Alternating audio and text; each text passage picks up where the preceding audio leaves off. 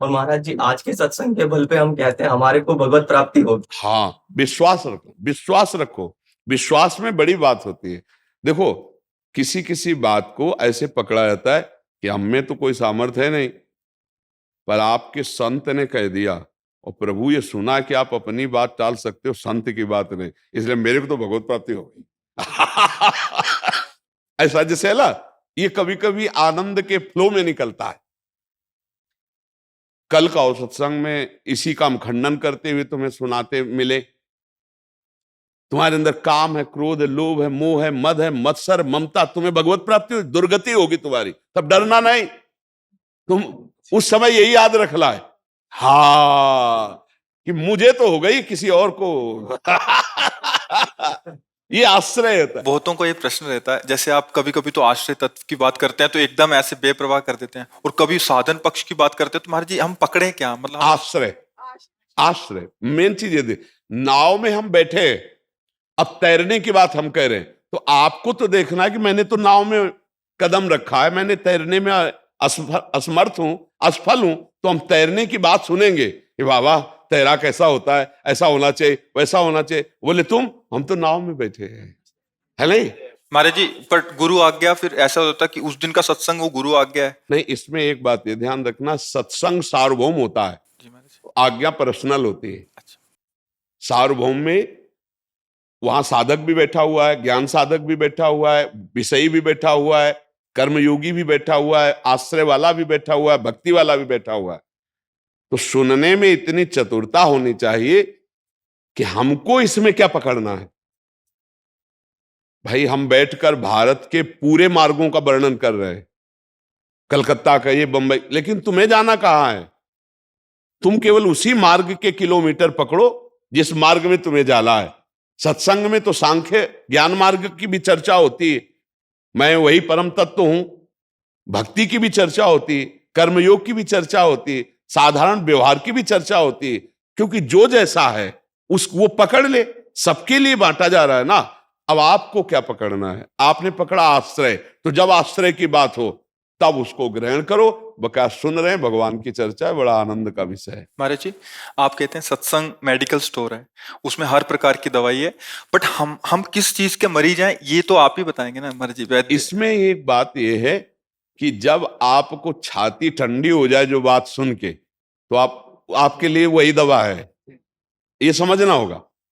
अब जैसे आश्रय की बात कही, और जो साधना अभिमानी है उसकी आ जाएगा, क्यों ऐसा कैसे हो सकता है? ऐसा नहीं हो सकता। तो अब उसके लिए है ऐसा, दौड़ो, इतना दौड़ कर क्या। देखो, हर जगह दो सुविधाएं रखी जाती है। बड़ी बिल्डिंग में एक होती सीढ़ी की सुविधा दोनों तरफ से, और एक होती लिफ्ट की सुविधा। अब अगर आप सीढ़ियों पे दौड़ के जाने वाले हो तो चढ़िए, असमर्थ हो तो लिफ्ट में बैठ जाइए। वास्तविक इस मार्ग की यात्रा लिफ्ट से ही सुविधाजनक है, क्योंकि हम दौड़ने चलेंगे तो इतनी ऊंचाई है कि कब फिसल के गिर जाए हमें कुछ पता नहीं, कहां थक के बैठ जाए ये भी पता नहीं। तो लिफ्ट का एक ऐसा सिस्टम है कि बटन दबाओ 10वां, तो कब क्रॉस कर गए 5, 6, 8, अगर नंबर की तरफ न देखो तो आपको पता भी नहीं लगेगा, और 10वें में जाके खुल जाएगा। ऐसे गुरु कृपा लिफ्ट है। राधा राधा राधा राधा, मैं जैसा हूं अपनी लाडली का हूं, लाडली जो जाने। अब गुरुदेव के वचनों का भरोसा, और राधा राधा राधा, वो लिफ्ट में जा रहा है। एक भी कष्ट नहीं, एक भी पसीना नहीं चुआया, और 10वें पे पहुंच गया। और एक हाफ करके पसीना चुआ के 10वें तक चढ़ता चला जा रहा है। वो दोनों को मंजिल वही मिली, 10वां फ्लोर, लेकिन एक लिफ्ट से गया और एक दौड़ के गया।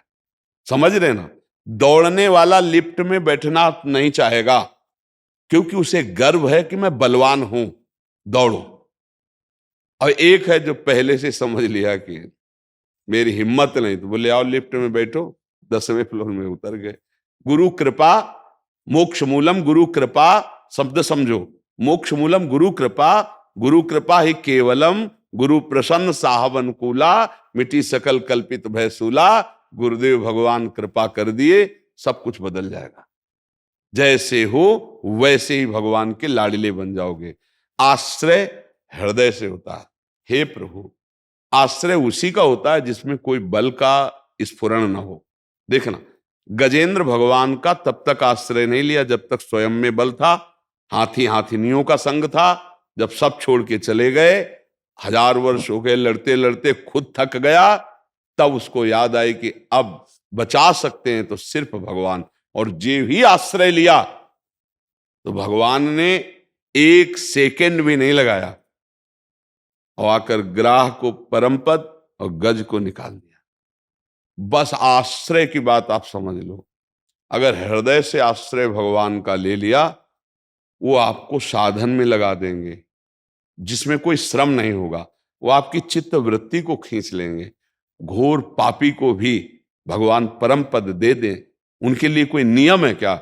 तो बस उसी लाइन में खड़े हो जाते हैं कि हम में कोई योग्यता नहीं और आपको कोई योग्यता चाहिए नहीं, महाराज हमारा आपका बढ़िया बहाना बन गया, आप हम पे कृपा कर दे। महाराज जी, ये बात सुन ली और कहीं ना कहीं गुरु आज्ञा है और आपकी बात को सहमत करके हम मान भी लिए। बट क्या होता है महाराज जी, कुछ दिन पहले ये प्रश्न आया था, बाबा हमने महाराज जी की शरणागति वाली बात सुन ली, बट जब दूसरे साधकों को देखते हैं वो तो बहुत भजन कर रहा है, वो तो ऐसा भजनानंदी है, तो वही फिर तो कह रहे फिर ना, जलन होती है। तुम्हारे अंदर दौड़ने की जब तक रहेगी तब तक आश्रय ले ही नहीं पाओगे। उसने आश्रय लिया ही नहीं। अगर आश्रय ले लिया है तो उसकी पहचान हो जाती है कि वो किसी भी दूसरे की ऐसी स्थितियों को देखने की चेष्टा ही नहीं करेगा। हम ये देखें कि कितना उछलता हुआ सीढ़ी से जा रहा, तो आप पीछे लगो उसके।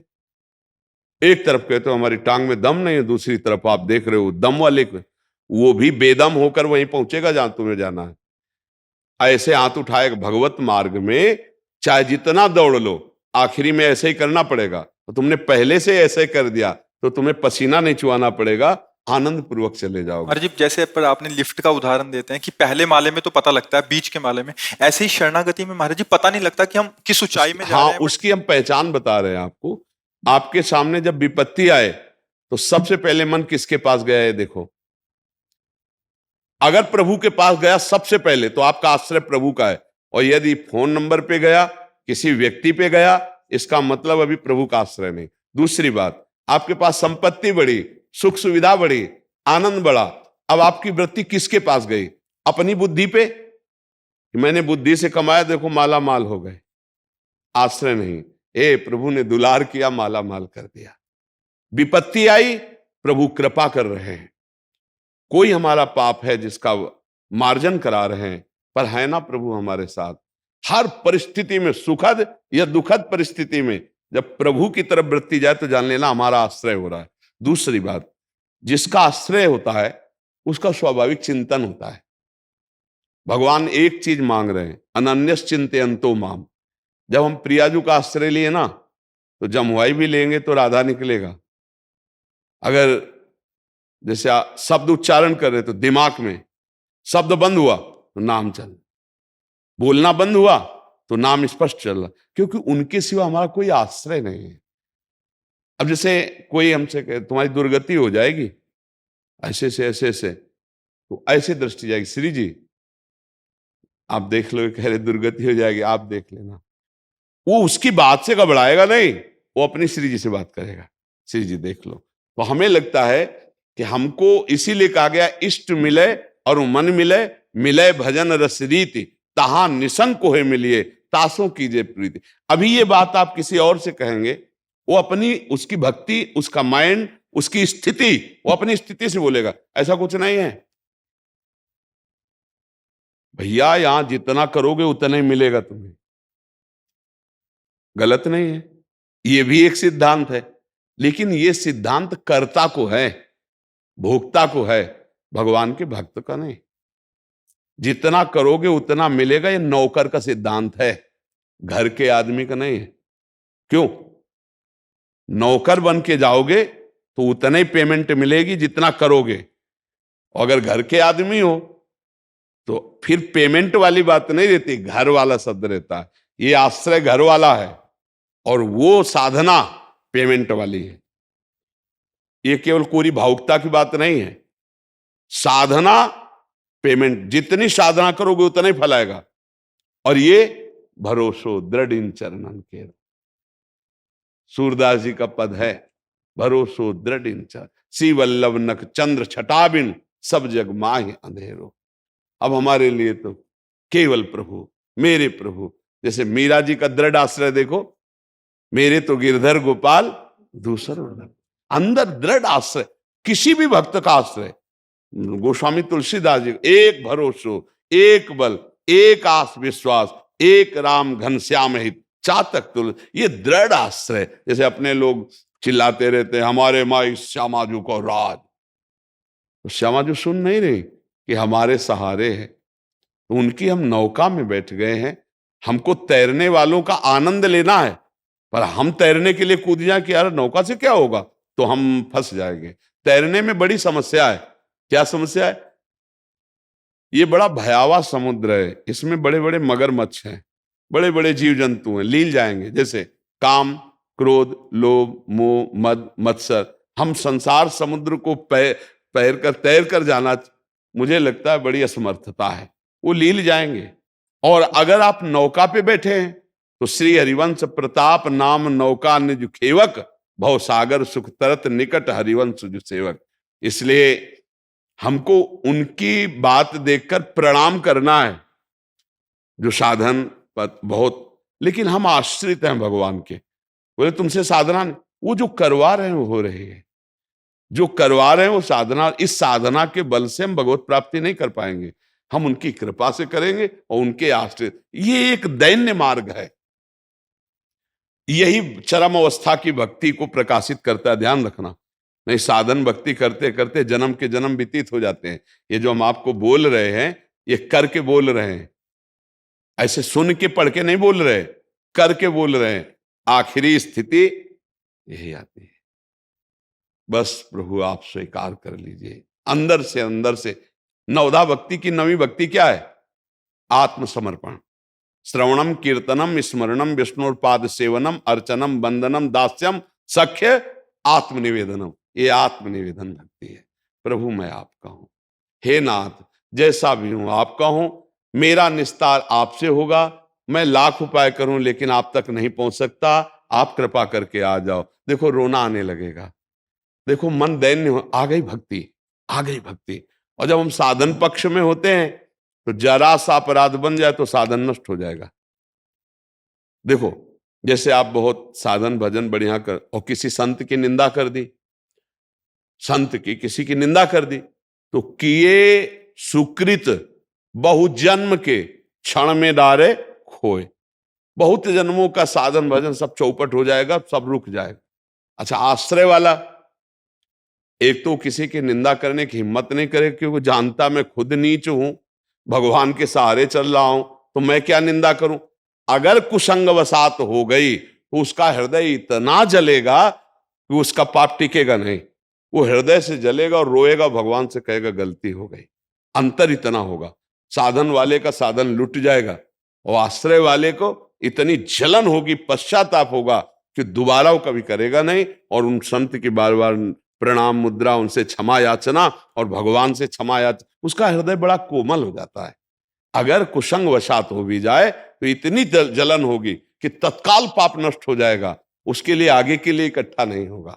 आश्रय बहुत जोर का है भगवान का, ये चीज आपको सर्वत्र नहीं मिलेगी। साधन की बात सर्वत्र होती है, आश्रय। हम भी नहीं कह रहे हैं कि अपने मन की बात कह रहे हो अकेले, गोस्वामी तुलसीदास जी कह रहे हैं, जरा समझना। बिगड़ी जन्म अनेक की अब ही सुधरे आज, आज अभी सुधर गई। बोलो आज अभी कौन सा ऐसा साधन हो गया? बोले हो ही राम को। अभी आ रुक जाते, बोले अनेक जन्मों की बिगड़ी तुम्हारी आज अभी सुधर गई। बोले क्या? कि हे श्री राम मैं आपका हूं। आ गई बात, समझ रहे हो? गोस्वामी जी कह रहे अब हम जिए कैसे इतने दिन? तो बोले नाम जपो। तुम्हारा जीवन कैसे बीती? तुम्हारा काम हो गया, अब वो अनुभव में कैसे आवे कि हमारा काम हो गया? बोले नाम जप। फिर आगे क्या? कुसमाज, तज कुसमाज, गंदी बातें गंदे आचरण इनका त्याग कर दो। कैसे होगा? बोले नाम बल से होगा, क्योंकि नाम जप कर रहे हो। लेकिन हमारा कल्याण आश्रय से हो गया। जैसे आपने बोला ना अभी हमारा तो हो गया, तो वो काम हो गया जो फाइनल होना है। अब हमारा जो जीवन बचा है, हम नाम जपते हुए जीते हैं और कोई पापाचरण नहीं करते हैं। अगर कभी भूल से हो जाता है ऐसे जनों के द्वारा कुसंग वसात, तो जन अवगुण प्रभु मान न काऊ, दीन बंधु अति मृदुल स्वभाव। किसी की निंदा नहीं करनी। एक बात समझना कि हम तो आश्रित हैं, आश्रय, सब ये नहीं बातें होती, ये हमारे हृदय का विषय है। बाहर से कोई समझा रहा है आपको ऐसा कर, जी जी, लेकिन हमको ये रखना, श्री जी को करवाना होगा करवा लेंगे, हम तो श्री जी के आश्रित है बस। वो अंदर से कहीं फंसता नहीं है।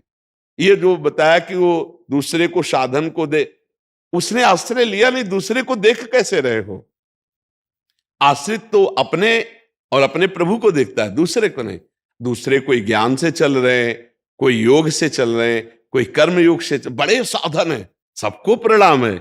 हमारी योग्यता नहीं थी तो हमें भगवान का आश्रय मिल गया, हम आश्रय से चल रहे हैं। वो आश्रय वाले का कभी पतन नहीं होता। नामे भक्ता प्रणश्यति।